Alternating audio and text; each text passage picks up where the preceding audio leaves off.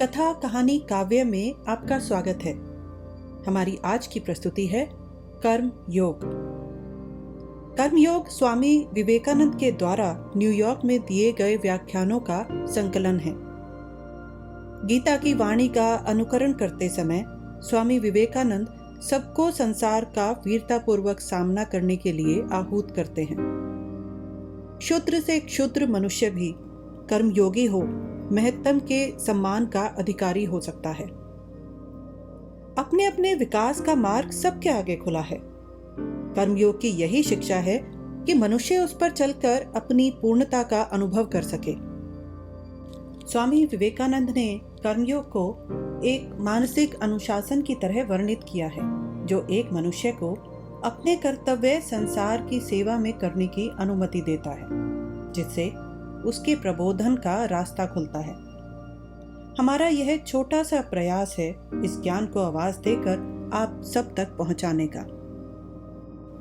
5वां अध्याय, हम अपना उपकार करते हैं न कि संसार का।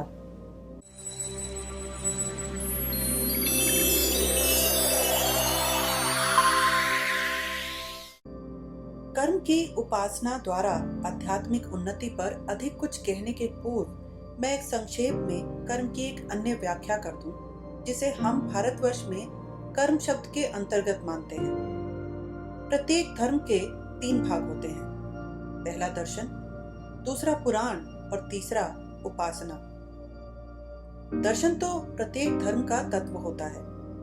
पुराण पूर्व महापुरुषों के चरित्र, कहानियों और झूठी सच्ची अनेक विचित्र कथाओं द्वारा उस दर्शन को व्यक्त करती है, उसकी व्याख्या कर लोगों को बोधगम्य बनाती है। उपासना उस दर्शन को एक और भी स्थूल रूप देती है, जिससे कि जनसाधारण के उसे समझने में कठिनता न पड़े। उपासना वास्तव में दर्शन का स्थूल रूप है। यह उपासना कर्म है। प्रत्येक धर्म में उसकी दरकार रहती है, कारण कि हमें बहुत से सूक्ष्म आध्यात्मिक बातें नहीं समझ पाते जब तक कि उनकी उस ओर अधिक उन्नति न हो। मनुष्य के लिए यह सोचना सरल है कि वह सब कुछ समझ सकता है, परंतु वास्तविक अभ्यास का सामना होने पर वह जानता है कि बहुत सी बातें समझना अत्यंत कठिन है। इसलिए प्रतीक नितांत आवश्यक है और सत्य को प्रतीकों द्वारा व्यक्त करने की प्रणाली को हम नहीं तज सकते। अनादिकाल से सभी धर्म प्रतीकों का व्यवहार करते आए हैं। एक प्रकार तो बिना प्रतीकों के हम कुछ सोच नहीं सकते। शब्द भी विचारों के प्रतीक हैं। अन्य अर्थ में विश्व की प्रत्येक वस्तु प्रतीक के रूप में देखी जा सकती है। समस्त सृष्टि एक प्रतीक है और ईश्वर उसके पीछे का सत्य तत्व। इस प्रकार का प्रतीकवाद केवल मनुष्यकृत नहीं। ऐसा नहीं होता कि किसी धर्म के कुछ व्यक्ति एक जगह बैठकर उसकी अभिव्यक्ति के लिए कुछ प्रतीक खोज निकालते हों। एक तथ्य का हाथ पैरों वाला स्थूल रूप अपने दिमाग से गढ़कर खड़ा कर देते हों। धार्मिक प्रतीकों की प्राकृतिक उपज और वैसा उनका विकास होता है। नहीं तो किन्हीं प्रतीकों के प्रत्येक के मन में समान भाव क्यों उत्पन्न होते हैं? कुछ प्रतीक प्रायः सार्वभौम परिचय प्राप्त किए हुए होते हैं। आप लोगों में से बहुतों का विचार होगा कि क्रॉस का चिन्ह सर्वप्रथम ईसाई धर्म के साथ जन्मा, परंतु वास्तव में ईसाई धर्म से पूर्व जब मूसा का जन्म न हुआ था, तब वेद उच्चरित न हुए थे। जब मनुष्य का कोई इतिहास न था, यह क्रॉस था। अज़टेक लोगों में क्रॉस का अस्तित्व पाया जा सकता है। फिनिशिया का प्रत्येक निवासी शायद अपने साथ एक क्रॉस रखता था। फिर ईसा के क्रॉस पर चढ़ने का प्रतीक, एक मनुष्य को क्रॉस पर सूली देने का संकेत प्रायः प्रत्येक जाति को विदित प्रतीत होता है। संसार भर में चक्र एक महान प्रतीक रहा है। इसके बाद सबसे अधिक प्रचलित स्वस्तिका चिन्ह है।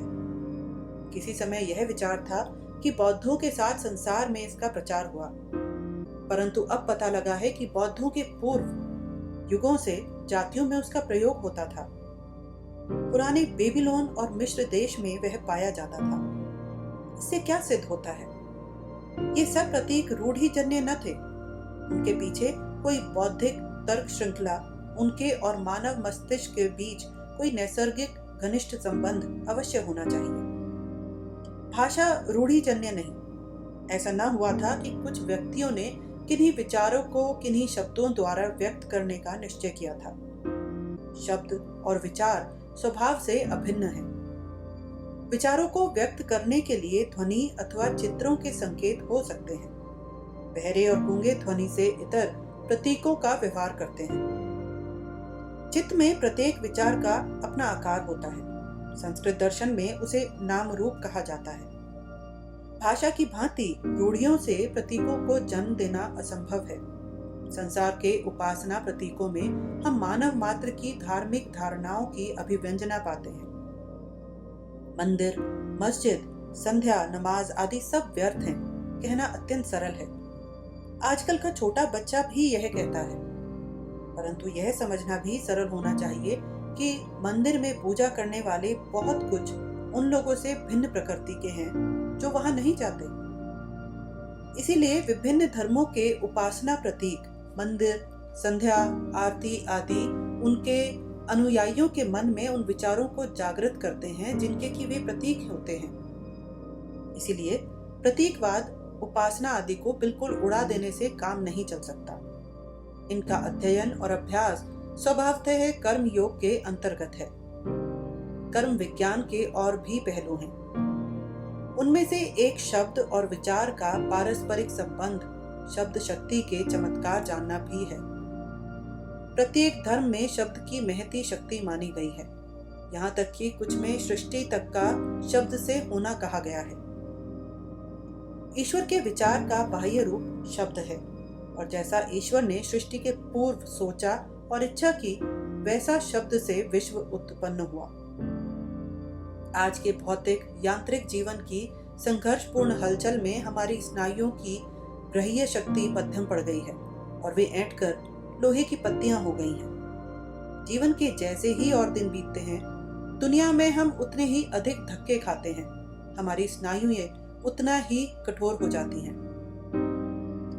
हमारे चारों ओर हमारी आंखों के सामने जो घटनाएं घटती हैं, हम उन्हें तक नहीं देख पाते।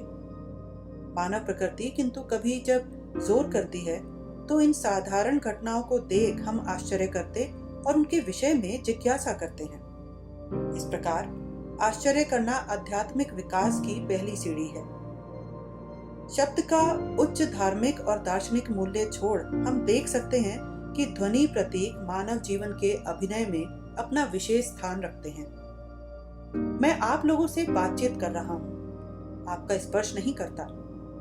मेरी बातचीत से उत्पन्न वायु के स्पंदन आपके कानों में जा आपकी स्नायुओं को स्पर्श करते हैं और आपका मन प्रभावित होता है। आप इससे बच नहीं सकते। इससे अधिक और आश्चर्यजनक क्या हो सकता है? एक व्यक्ति दूसरे को मूर्ख कहता है, दूसरा उठकर उसकी नाक पर एक घूंसा जड़ देता है। शब्द की शक्ति देखिए। एक स्त्री दुख से कातर रो रही है, अन्य आकर उससे कुछ मधुर शब्द कहती है। दुखी स्त्री उठकर सीधी खड़ी हो जाती है। दुख जाने कहां भाग जाता है और वह मुस्कुराने लगती है। शब्दों की शक्ति का विचार कीजिए। महदर्शन में और वैसे ही साधारण जीवन में उनकी अतुल्य शक्ति है। दिन और रात हम इस शक्ति का उपयोग करते हैं, परंतु उसके विषय में जिज्ञासा नहीं करते। इस शक्ति का पूर्ण ज्ञान और उसका उचित प्रयोग भी कर्म योग के अंतर्गत है। दूसरों के प्रति कर्तव्य का अर्थ है उनका उपकार करना, अर्थात संसार की भलाई करना। संसार की भलाई हम क्यों करें? ऊपर से संसार का उपकार करने के लिए, परंतु वास्तव में अपने ही उपकार के लिए। हमें संसार का भरसक उपकार करना चाहिए। कर्म की वह हमारी सर्वोच्च प्रेरक इच्छा होनी चाहिए, परंतु जब हम उसका विश्लेषण करते हैं तब हम देखते हैं कि संसार को हमारे उपकार की दरकार नहीं। यह संसार इसलिए ना बना था और हम और आप आकर उसका उपकार करें। मैंने एक बार एक सरमन, एक धर्म व्याख्यान पढ़ा जिसमें कहा गया था, यह सुंदर संसार बहुत अच्छा है क्योंकि यहाँ दूसरों का उपकार करने का हमें अवसर मिलता है। ऊपर से देखा जाए तो भाव बड़ा भला मालूम पड़ता है, परंतु एक प्रकार से ऐसा सोचना अभिशाप है, क्योंकि यह कहना कि संसार को हमारी सहायता की आवश्यकता है, क्या पाप नहीं? हम यह अस्वीकार नहीं कर सकते कि दुनिया में बहुत सा दुख है, इसलिए दुखियों को जाकर सहायता करना कर्म का श्रेष्ठ ध्येय है। परंतु अंत में हम देखेंगे कि दूसरों का उपकार हमारा ही उपकार है। बचपन में मैंने कुछ सफेद चूहियां पाली थी। वे एक छोटे से संदूक में रखी जाती थी जिसमें छोटे छोटे पहिए लगे थे। चूहिया बाहर निकलना चाहती तो पहियों को घुमाती, पहिए घूमते और फिर घूमते, परंतु वे निकल ना पाती। इस भांति संसार और हमारा उसके प्रति उपकार है। उपकार केवल यह होता है कि हमारा सदाचार का थोड़ा व्यायाम हो जाता है। यह संसार न भला है न बुरा, प्रत्येक मनुष्य का संसार उसके साथ रहता है।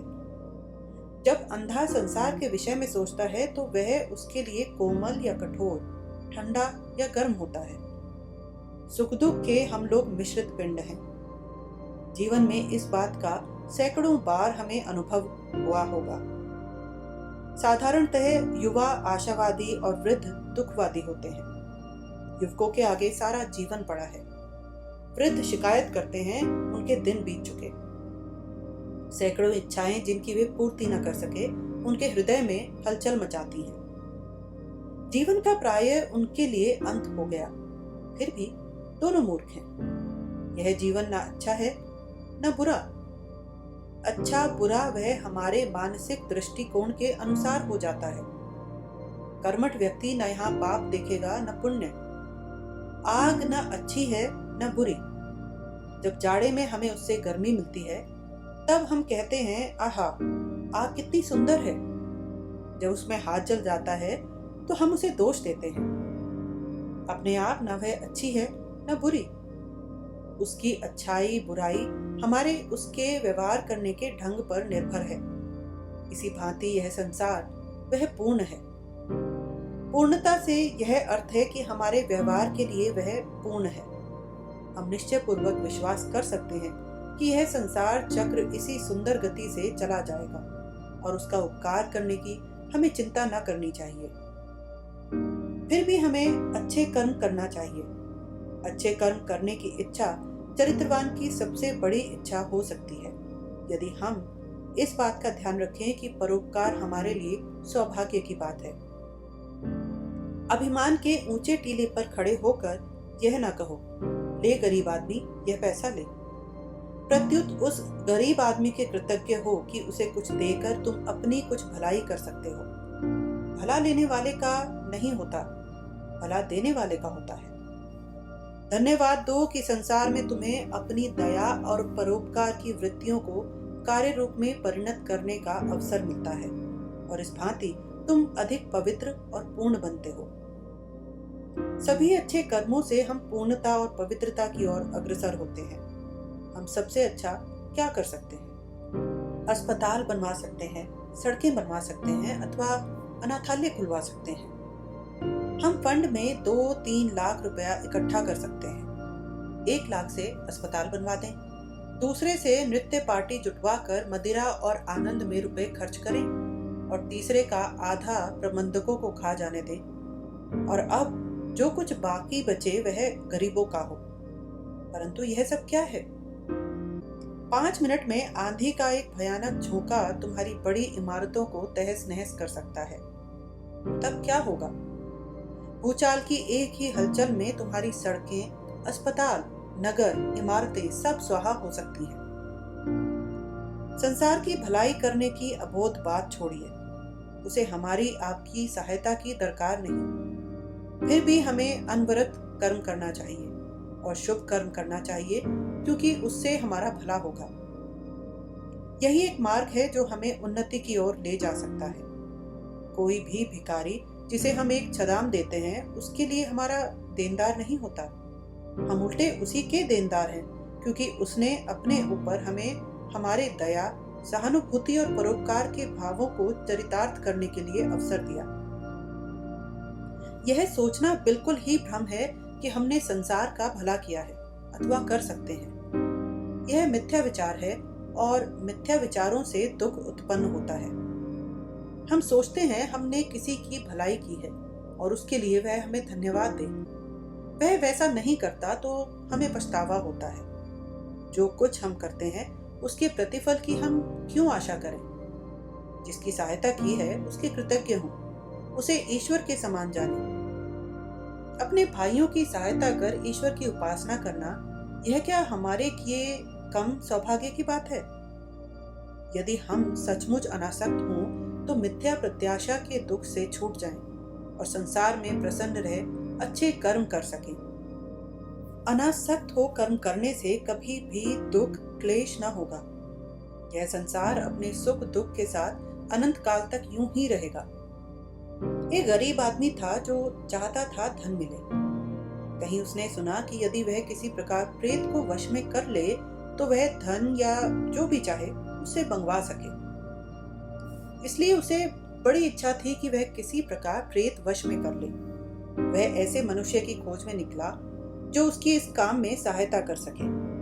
अंत में उसे एक बड़े योगी महात्मा मिले और उसने उनसे सहायता मांगी। महात्मा ने पूछा, प्रेत का क्या करोगे? मैं प्रेत से अपना काम कराऊंगा, उसने उत्तर दिया। कृपा कर बताइए मैं कैसे उसे वश में करूं? मुझे उसकी बहुत ही आवश्यकता है।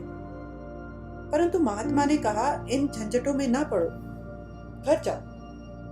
दूसरे दिन वह फिर उनके पास गया और रोने धोने लगा। कृपा कर मुझे प्रेत को वश में करना सिखा दीजिए। मुझे अपना काम कराने के लिए प्रेत की बहुत जरूरत है। महात्मा ऊबकर बोले, लो यह मंत्र, इसका जप करो। प्रेत तुम्हारे वश में हो जाएगा और उससे जो जो कुछ भी कहोगे वह करेगा। परंतु सावधान रहना, प्रेत को वश में रखना खेल नहीं, उसे सदा काम में लगाए रखना। वह खाली हुआ नहीं कि तुम्हारी जान पर बनाई। उसने उत्तर दिया, यह कौन सी बड़ी बात है? मैं उसे इतने काम बताऊंगा कि वह जिंदगी भर ना कर पाएगा।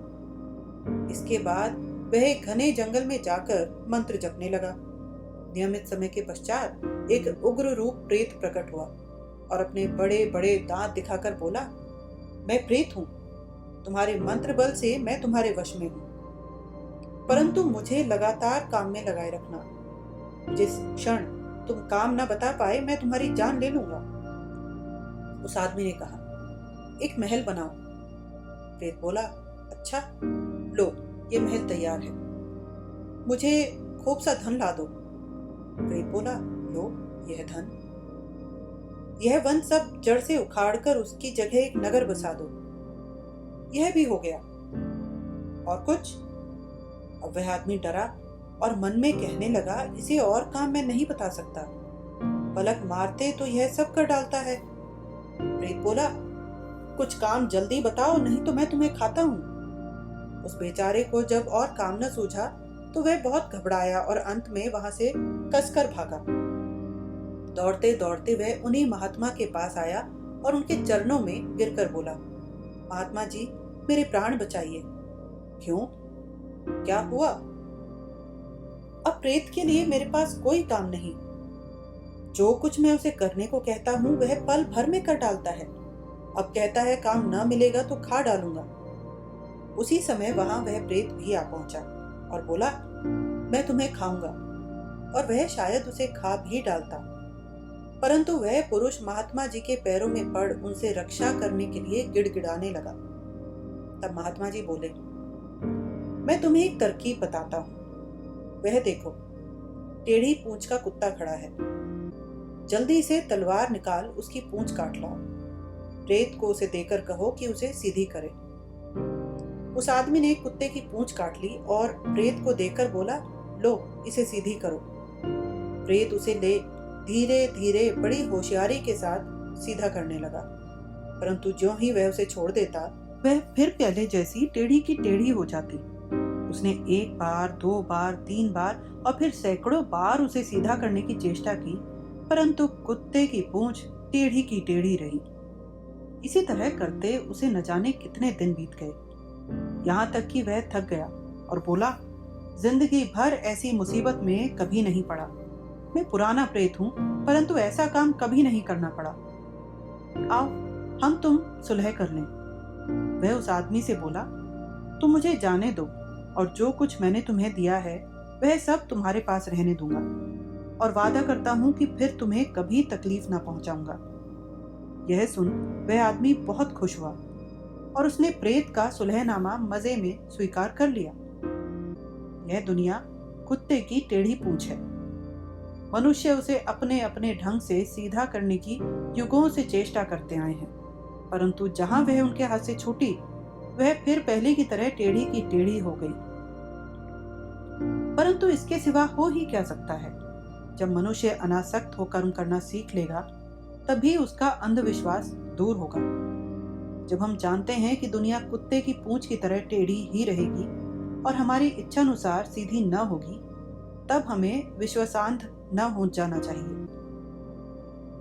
अंधविश्वासी अनेक प्रकार के होते हैं, सिगरेट विरोधी, सुरा विरोधी इत्यादि। इसी कक्षा में एक बार एक युवती थी।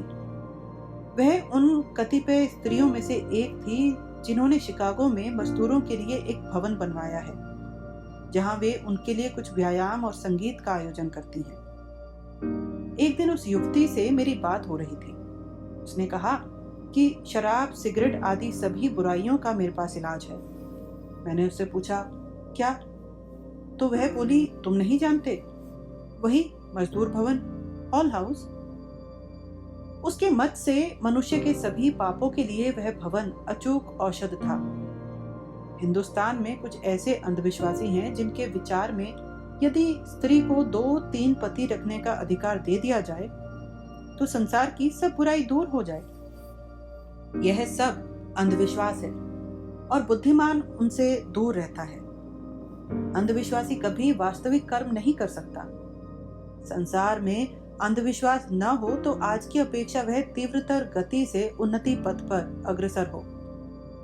अंधे होकर काम करने से संसार की उन्नति होगी, यह सोचना महामूर्खता है।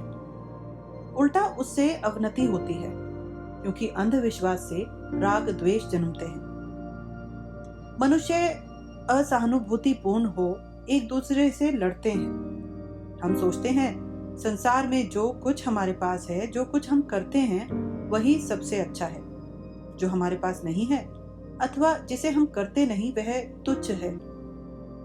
इसलिए अंधविश्वास जब दिमाग में घुसे तब इस कुत्ते की टेढ़ी पूंछ का स्मरण कीजिए। संसार की भलाई की चिंता में खाना पीना छोड़ने की आवश्यकता नहीं। तुम्हारे बिना भी वह चक्र चलता रहेगा। परमात्मा इस संसार का सृष्टा और पालक है। सुरा विरोधी, सिगरेट विरोधी और अनेक प्रकार के विवाह विरोधियों के होते हुए भी उसकी देखरेख में यह अपनी गति से चला करेगा। जब तुम अंधविश्वास दूर कर दोगे तभी तुम उचित रीति से काम कर सकोगे। शांत प्रकृति हो, सोच समझकर काम करने वाला, प्रेम और सहानुभूति से पूर्ण व्यक्ति ही भले कर्म करता है और इस प्रकार अपना भी भला करता है। अंधविश्वासी असहृदय और मूर्ख होता है। न वह इस दुनिया को सीधी कर सकता है, न स्वयं पवित्र और पूर्ण हो सकता है। मे फ्लावर जहाज वाले अपने देशवासियों को ही आप देखिए। आरंभ में वे पवित्र और भले थे, परंतु शीघ्र ही दूसरों पर अत्याचार करने लगे। मनुष्य जाति के इतिहास में सर्वत्र यही दशा है। अत्याचार से अपनी जान बचाकर जो भाग खड़े होते हैं, अवसर आते ही वे भी दूसरों पर अत्याचार करने से नहीं चूकते। मैंने 2 अद्भुत जहाजों के विषय में पढ़ा है। पहला नोआज आर्क और दूसरा मे फ्लावर। यहूदियों का कहना है कि नोआ की नाव से ही समग्र सृष्टि हुई है और अमेरिका निवासी कहते हैं कि आधे से अधिक संसार की उत्पत्ति मे फ्लावर से हुई है। यह अन्य प्रकार का अंधविश्वास है। 100 में से 90 अंधविश्वासियों का जीवन बुरा होता है। उन्हें अजीर्ण या कोई न कोई रोग होता है। धीरे धीरे डॉक्टरों को भी इस अंधविश्वास के रोग का पता लगेगा। मुझे उसका बहुत कुछ अनुभव है। ईश्वर रक्षा करे। मेरे अनुभव का सार यह है कि अंध सुधारों से हमें दूर रहना चाहिए। क्या तुम कह सकते हो कि सुरा के कट्टर विरोधी उन विचारों को प्यार कर सकते हैं जो सुरापी हो जाते हैं? उनकी कट्टरता इसलिए है कि उन्हें उससे कुछ प्राप्ति होगी। जब युद्ध समाप्त हो जाता है तो वे लूट के लिए निकलते हैं। जब कट्टरों का साथ छोड़कर बाहर आओगे तब तुम प्रेम और सहानुभूति करना सीखोगे। सुरापी को अपने समान मनुष्य जान उसके साथ सहानुभूति रखना तुम्हारे लिए संभव होगा। तुम्हें उन तमाम परिस्थितियों का ज्ञान होगा जिनसे उसे यह लत पड़ी है और तुम समझोगे कि उसकी जगह शायद तुम होते तो आत्महत्या कर लेते। मुझे एक स्त्री का स्मरण है जिसका पति बड़ा मद्यपी है और वह मुझसे उसकी शिकायत करती थी। मुझे विश्वास है कि शराबियों की एक बड़ी संख्या का कारण उनकी स्त्रियां हैं। मेरा काम यहाँ सत्य कहना है, न कि किसी की चापलूसी करना। वे अनियंत्रित स्त्रियां जिनके मन से सहनशीलता का शब्द उखाड़कर फेंक दिया गया है, जो स्वतंत्रता के मिथ्या विचारों से प्रेरित यह कहती हैं कि वे पुरुषों को अपने पैरों तले रखना चाहती हैं और जो पुरुषों के तनिक भी कुछ अप्रिय करने पर चीख चिल्लाकर धरती सिर पर उठा लेती हैं, ऐसी स्त्रियां संसार का अभिशाप हो रही हैं। आश्चर्य यही है कि पुरुषों की आधी संख्या ने गले में फंदा डाल अभी तक अपनी जान नहीं दे दी। ये स्त्रियां कुछ मरभुके उपदेशकों को अपनी ओर मिला लेती हैं, जो उनकी हाँ में हाँ मिलाकर कहते हैं, देवियों, संसार की तुम श्रेष्ठ विभूति हो। तब से स्त्रियां ऐसे प्रत्येक उपदेशक के विषय में कहती है, हमारा यही ठीक प्रचारक है, और वे उन्हें धन तथा अन्य वस्तुएं देती हैं। दुनिया की गाड़ी इसी तरह चल रही है। जीवन ऐसा खेल नहीं, कुछ इससे अधिक गंभीर सोचने और समझने योग्य। आज के व्याख्यान की ये मुख्य बातें आप लोगों के स्मरण के लिए हैं। पहले हमें इस बात का ध्यान रखना चाहिए कि हम दुनिया के देनदार हैं, दुनिया हमारी नहीं। हमारे लिए यह परम सौभाग्य की बात है यदि हम उसके लिए कुछ कर सकते हैं। परोपकार में हमारी ही भलाई होती है। दूसरी बात ध्यान में रखने की यह है कि इस सृष्टि में एक ईश्वर है। यह सत्य नहीं कि पथभ्रष्ट संसार को तुम्हारी सहायता की आवश्यकता है। ईश्वर उसमें सदा विद्यमान है। वह अनवरत कर्म में लगा हुआ अमर है तथा उसे सभी का ध्यान रहता है। जब समस्त सृष्टि सोती है तब वह सोता नहीं, वह अविराम कर्म करता है। संसार के आवर्तन परिवर्तन उसी के हैं। तीसरे, हमें किसी से घृणा न करनी चाहिए। संसार में सुख और दुख दोनों रहेंगे। हमारा कर्तव्य है कि हम निर्बल और पापी से भी सहानुभूति रखें। यह संसार चरित्र गठन की एक महती व्यायामशाला है, जहां हम सभी को कसरत कर अधिकाधिक अध्यात्म शक्ति संपन्न होना है। चौथे, हमें किसी प्रकार की भी कट्टरता अपने पास न फटकने देनी चाहिए। कट्टरता प्रेम की शत्रु है। आप लोगों ने कट्टरपंथियों को कहते सुना होगा, हम पापी से नहीं पाप से घृणा करते हैं। परंतु उस मनुष्य का मुंह देखने के लिए जो सचमुच पाप और पापी में भेद कर सकता है, मुझसे दुनिया के जिस ओर जिस कोने में चलने को कहिए, मैं चलने को तैयार हूं। ऐसा कहने में कुछ नहीं लगता। यदि हम वस्तु और उसके गुण में भली भांति विभेद कर सकें तो हम पूर्ण हो जाएं। ऐसा करना आसान नहीं, और इसके आगे यह है कि हमें जितनी ही शांति होगी और हमारा चित्त स्थिर होगा, हम उतना ही प्रेम कर सकेंगे और कर्म उतना ही अच्छा होगा।